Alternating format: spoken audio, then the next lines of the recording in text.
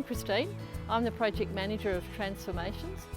I work at Kew Neighbourhood Learning Centre and I'm coordinating the relationships to bring together this project Transformations between Kew, Greater Melbourne Metropolitan Cemeteries Trust and the students who are coming to us from Burke and beyond.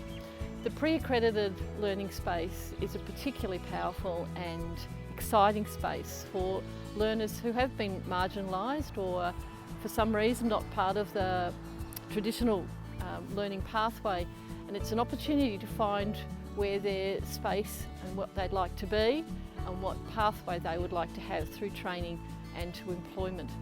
So this program through horticulture is working very successfully because of the partnerships we've formed. We've formed the partnerships through the project that's been funded by ACFI, and it's been funded as a Capacity and Innovation Fund project.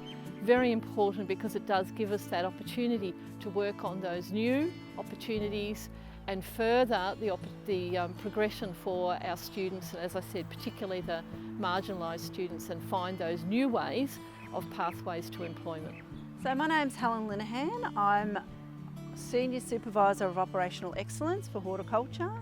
So my role here with the GMCT is to help facilitate the Kew Neighbourhood Learning Centre, to bring them on board and to undertake a pilot program, which is a fantastic initiative and we're very excited to be on board with it.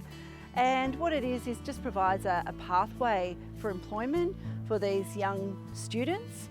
Once they leave school, obviously there's a big gap between school and the learning environment and also in employment. So we're just helping build a little bit of a bridge to guide them and support them from their transition from one into hopefully the workforce, and teach them those things that we take for granted every day, those basic life skills, how to get to and from a site, how to take instructions, how to give instructions, how to work as part of a team, and how to think independently for themselves.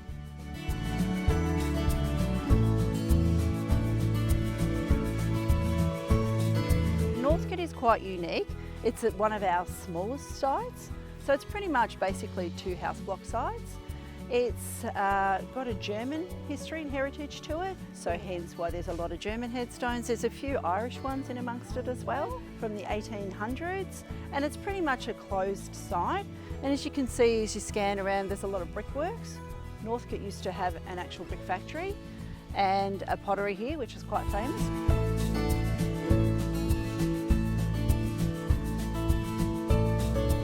I'm Sue Laird. I'm the tutor who's been involved in this project from the outset.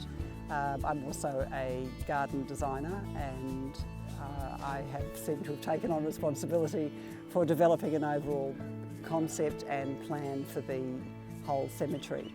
And the idea is to draw on the German heritage in 2 ways. One is because most of the settlers who lived in this area came from the northern part of Germany, I've drawn on a landscape in that area that's known as the Lüneburger Heide, which is a kind of a heathland area that has a few trees and then lots of perennial plants. So we're looking to create a naturalistic sort of planting that will be really lovely from particularly midsummer through to winter time, and it will hopefully create a nice place for people to come and just walk their dog or just have some form of passive recreation.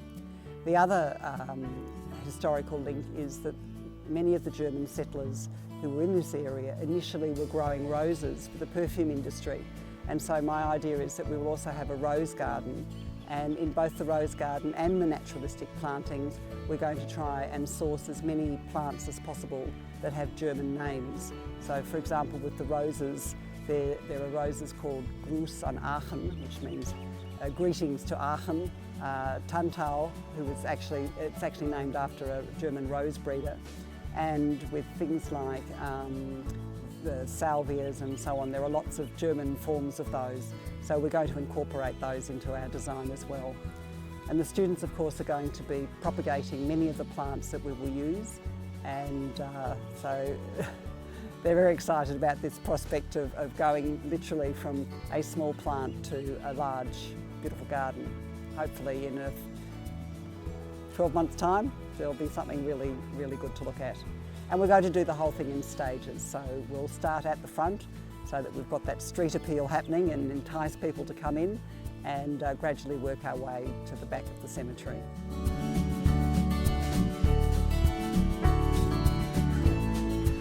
This project we do about all kinds of stuff. We do shovel and planting and watering, mulching. And we're also getting an arborist consultant who will be helping us design where to plant trees. And because this garden is quite bare, it's really a great opportunity for us to make it our own and really see the transformation of this cemetery into something amazing. I've definitely seen their growth and their maturity. Surprisingly, few people you had to start with hand over hand, leading them as they go, and now you just, can you plant those plants over there? And they just automatically do it, knowing everything they need to do and can act independently. Some have even told me that they've done some gardening at home because of this course, which is absolutely fantastic and it's what we want to see. A lot of people before they started didn't know much about gardening, but now every time when we have a catch up with them, we ask, where do you see yourself working? A lot of them answer they really want to work in gardening or horticulture or nursery now, thanks to this program. The students who are involved in this project are actually learning basic horticulture skills with a view to going on to further training of some sort, or perhaps taking up a traineeship somewhere. The whole idea of our course is that they learn how to manage tools, how to use them for how to work out which tool to use for different purposes. They're learning how to do everything from propagating plants to planting them out, working out the kinds of designs that would be suitable for different situations, and then managing the plants afterwards, so watering them, deadheading them, pruning them as appropriate, and so on. And they're also learning other skills such as managing themselves and working as a team, and also supporting other students, so that if one student can do something really well, they're then encouraged to help other ones develop those particular techniques.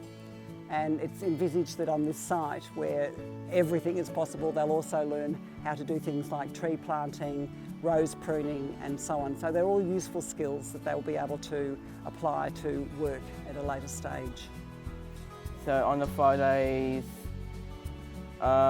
we do horticulture course in Northcote Cemetery, and we're doing watering and plants and weeding. Hello, I'm Barbara. I'm a tutor at Kew Neighbourhood Learning Centre for the horticulture group. And I've been involved in this program for a while, teaching the students some of the basic skills in horticulture, such as weeding and pruning, planting, hedge trimming, deadheading, that type of thing. It'll be a pathway for them to look at, say, a Cert 1 in horticulture at a TAFE institute, things like that. So it'll give them the basic knowledge to be able to perform well in that environment. I love the enthusiasm of the students. They come to the class with so much energy and so much interest and willingness to learn. And seeing them progress from week to week is just very rewarding.